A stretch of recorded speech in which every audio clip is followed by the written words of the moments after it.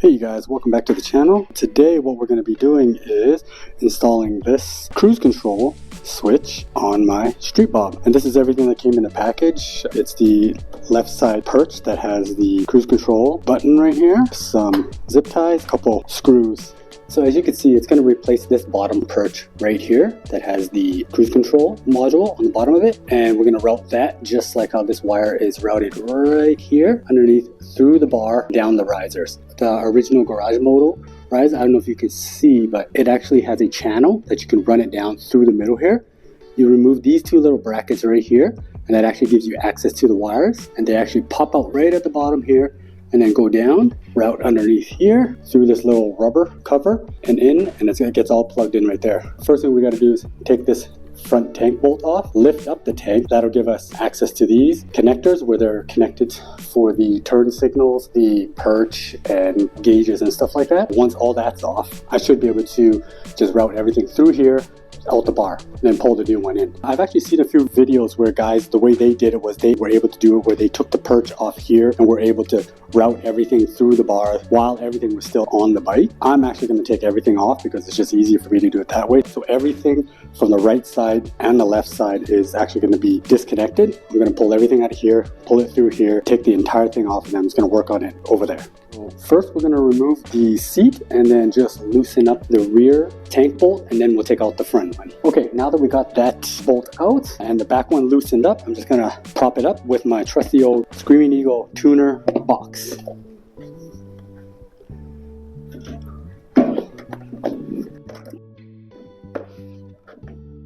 That should give us easy access to this rubber cover that houses all the wires that go to the hand controls. So first, I'm going to start by removing this bolt right here that holds the cables for the ABS control. Then I'm going to cut these zip ties that are holding the wire for the wireless charger that I have for my quad lock. And then I'm just going to start pulling these wires out, remove this rubber cover. And then I've done these bars before. While I was in there, I had a labeler. So I was actually able to label each cable, where they go and what they do. It'll make it a little bit easier for me to know which is like left and right and where they go back after. Get this off.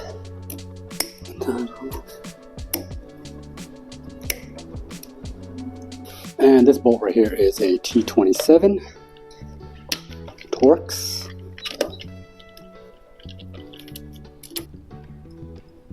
Just going to pull that out, just let it kind of hang there. Just enough so we can get access to this rubber cover and pull it out.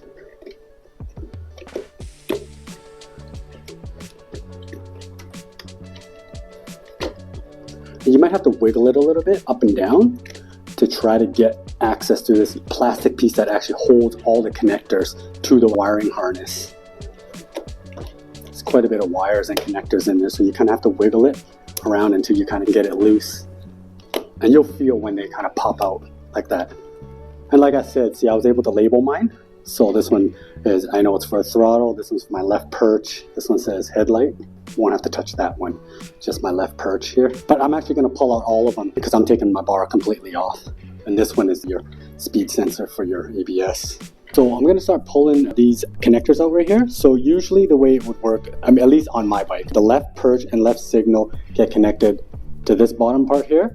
And then the right side on the top here, your throttle is right here. And usually, I mean, for the most part, they only really go in one way and only one will go into one connector. So it's kind of hard to mess it up. But if you need to, I suggest taking pictures of everything and then you can refer back to the pictures after when you're putting it back together. So once you have everything disconnected, it should look a little something like this. Everything's out of it like this. And then everything over here is kind of over here. So what I'm going to do now is I'm going to start routing it back up through here, through the channel through here, and then I'm gonna take this top clamp off the risers and then pull the bars off.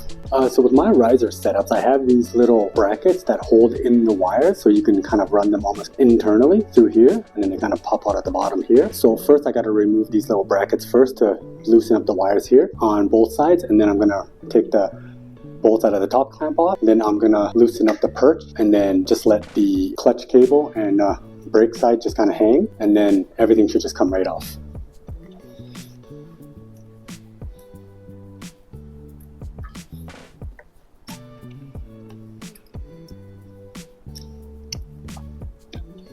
These things are so tiny. You can't really go any faster, because if you try to go faster, you're gonna probably end up dropping these little screws down into the bike, and then you'll never be heard from or seen again.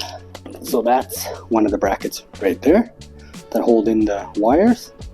I actually chose these risers from a company called Original Garage Moto. They're a Canadian company. I like that. The reason why I chose these ones specifically is because I like the fact that when they machine it, they machine the channel in there. So you're basically running it internally. I used to have T-bars, which I ran the wires internally, and it looks a million times better to me rather than having this big wire hanging down the middle. It's just annoying to try to take off now when you're trying to redo everything.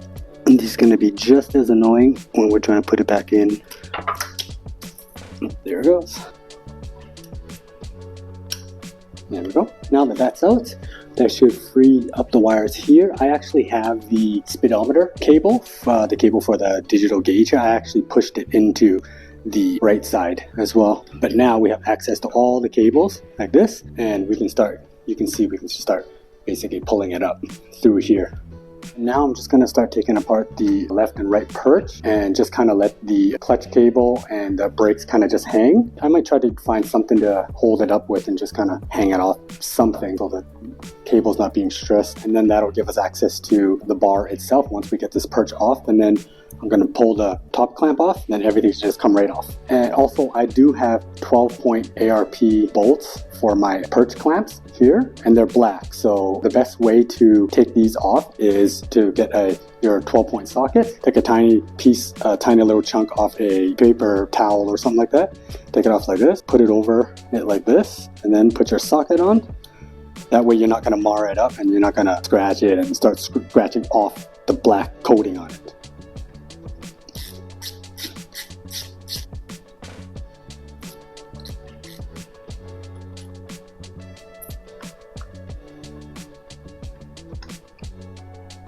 Okay, now we're just gonna pull that out like that. As you can see here, it's still attached by this turn signal. So we're gonna have to take off this acorn nut and remove the turn signal from the clutch lever.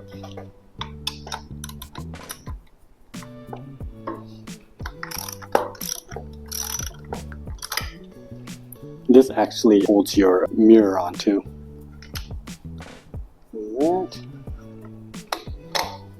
Pull your mirror out, then we're just gonna let that hang there. There's your turn signal and mirror, and repeat on the other side.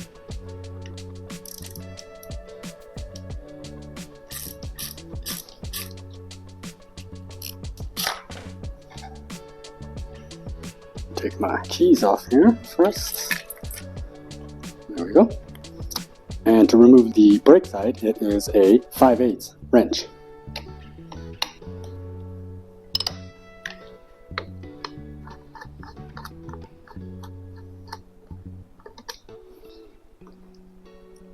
We're just going to rest this on just rest it right on top of the tank right here, obviously with a towel or cover on the tank too. And then now I'm going to remove the top clamp, and the bars should just come straight out.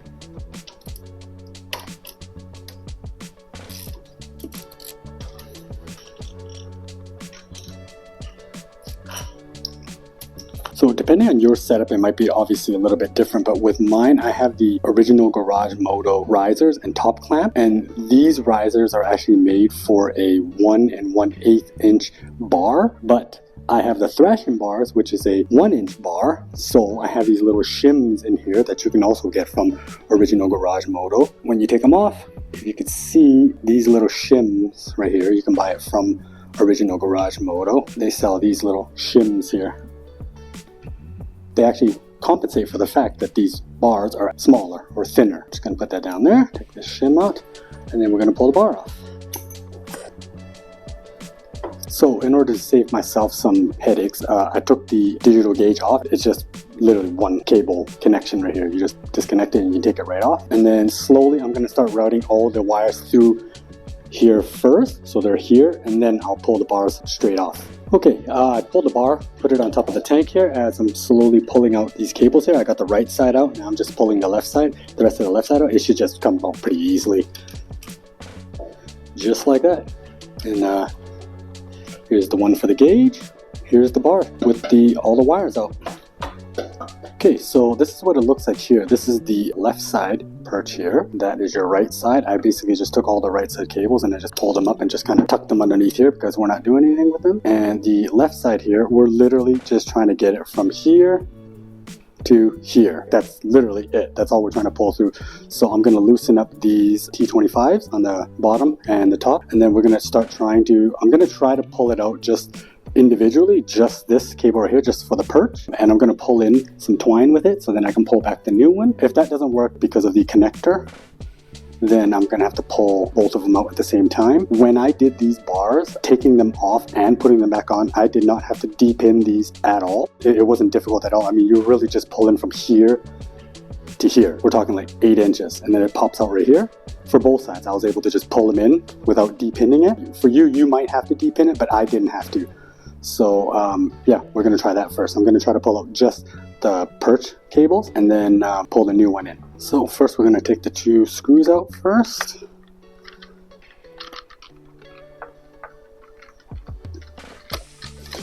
One on the bottom and one on the top here. And they actually come with replacement ones too in the kit that you buy. I'll probably try to at some point replace these with some ARP ones too. So top piece just comes off just like that, and the bottom just pulls out like that. So I'm going to try to pull this out without actually having to pull the turn signal cable out, but we'll see how that goes. But first I'm going to attach a twine on the bottom of this side, so when it pulls through, the twine will pull through too, and then I can attach the new one and use the twine to pull the new one back in. So I got my twine here. I'm just going to make just a small knot right at the end here just so it holds on to it. And then I'm just going to put some tape around it. And then I'm going to actually wrap this entire bottom part, including where it's knotted and everything, a little bit down here, all the way over the connector with electrical tape. So then the back side of this connector hopefully doesn't get caught up on anything.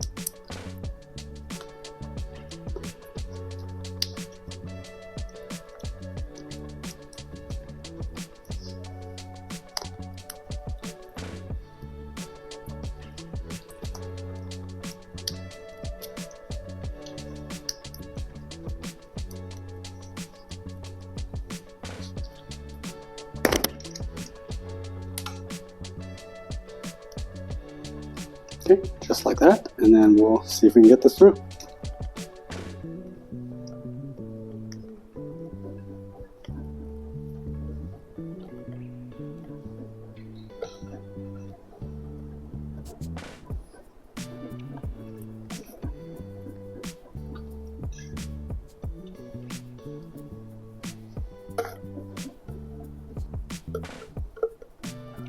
And just like that, pops right through. Now I'm gonna take all this off, attach it to the new one, basically do the opposite, pull it back in.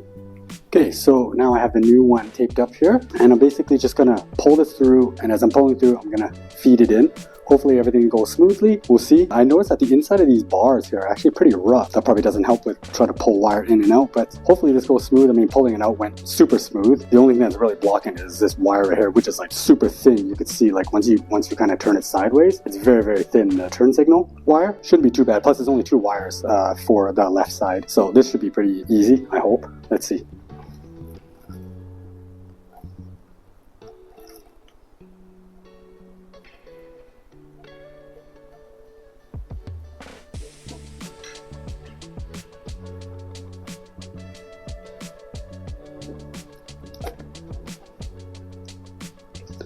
There you go. I think I kind of jinxed myself by thinking that pulling it in would be easier. There we go. And wiggle that through a little bit. It was really just the head of it that kind of got caught right at the end of it, just before it popped out right here. It was really just this little end right here that was just really fat. Now that I got that in, should be able to just pull this through. Once you get that through, you should be able to pull the rest of the wire in like this. So as you pull it in, you kind of feed from one side and pull from the other side, and that's it.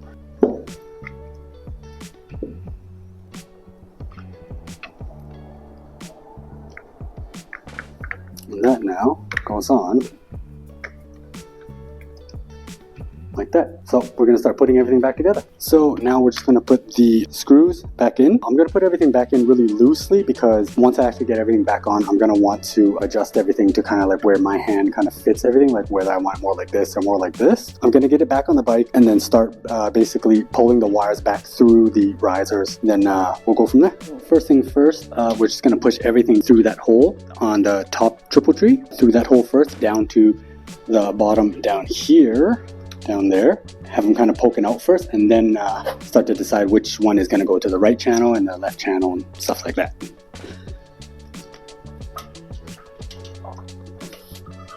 I feel like this new wire from the left perch is ridiculously longer than the original cable. We have to figure out what to do with all this excess here. Oh yeah, it's definitely a lot longer.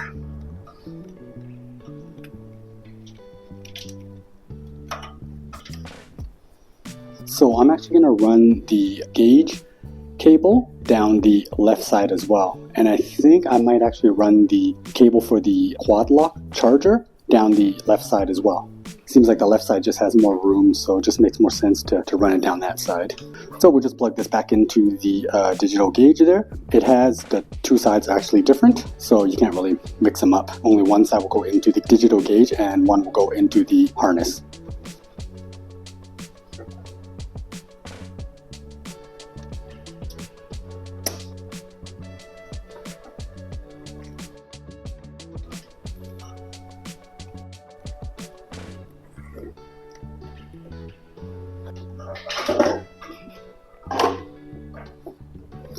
So what I've done here is I've kind of routed them to the one side like this.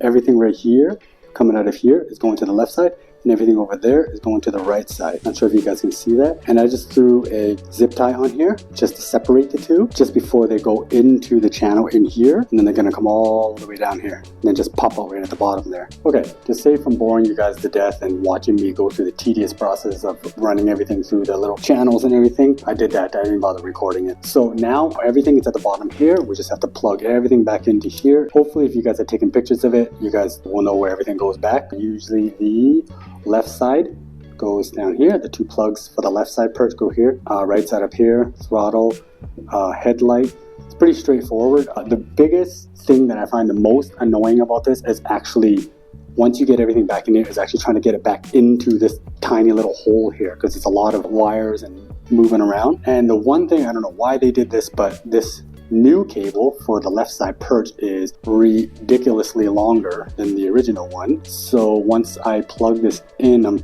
gonna have to figure out where a lot of this excess is gonna go. So I'll do that now, and then we'll come back after I get everything all plugged in.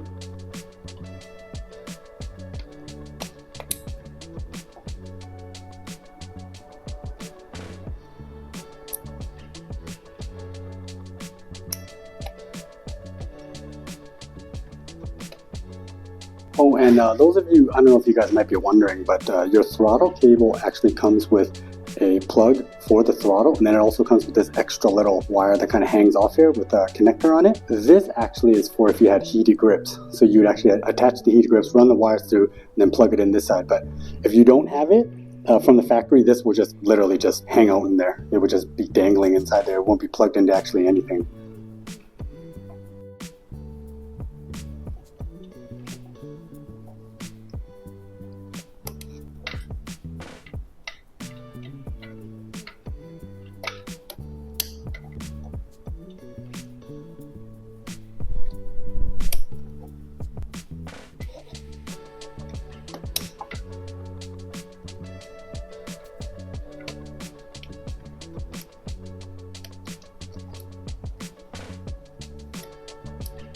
Okay, so now here comes the fun part of trying to get all this stuff back in there, including this big extra cable, loop of cable here. I might try to stuff this into this empty kind of cavity here first, and then try to get this big wiring harness connector in there.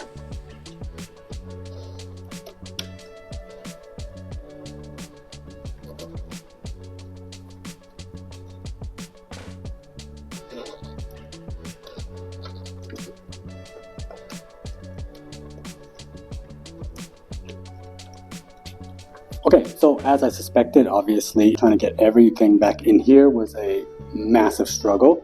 Really annoying. I finally got it all in there. Got the ABS cable back up where it is. The only thing is that because I was saying earlier that other cable, the new cable that came with the new perch for the cruise control is actually a lot longer. So you have all this extra slack here now. So I tried to stuff it in here, but that didn't work. Like I tried to push this in and then push the wiring harness back in. That didn't work, so I just pulled it back out. And I'm just gonna loop it because I got all this extra slack for the USB. I'm going to plug the USB in here for my wireless charger, for my quad lock wireless charger. And I'm just going to wrap it around here a few times. And then I'm just going to kind of push it up here, in between here, where the wires are coming down. And I'm just going to zip tie it to the wires coming down through here. And then tuck it in there. Plug this back in, like that. I'm just going to route this up here like this. And ABS.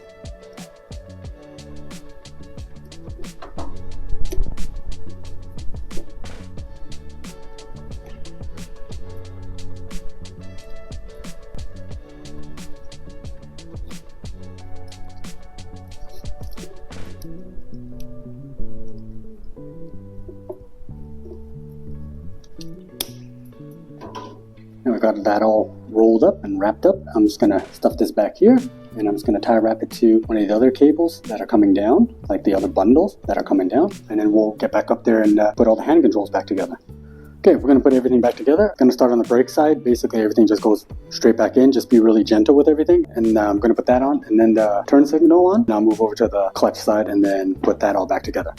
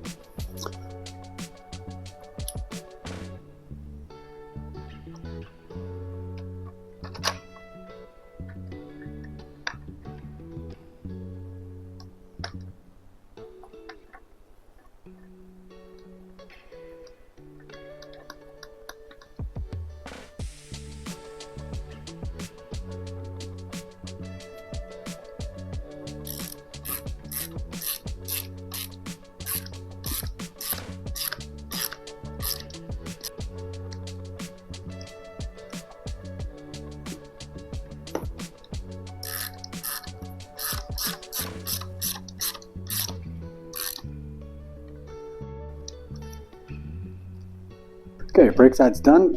Now we're just gonna put together the clutch side.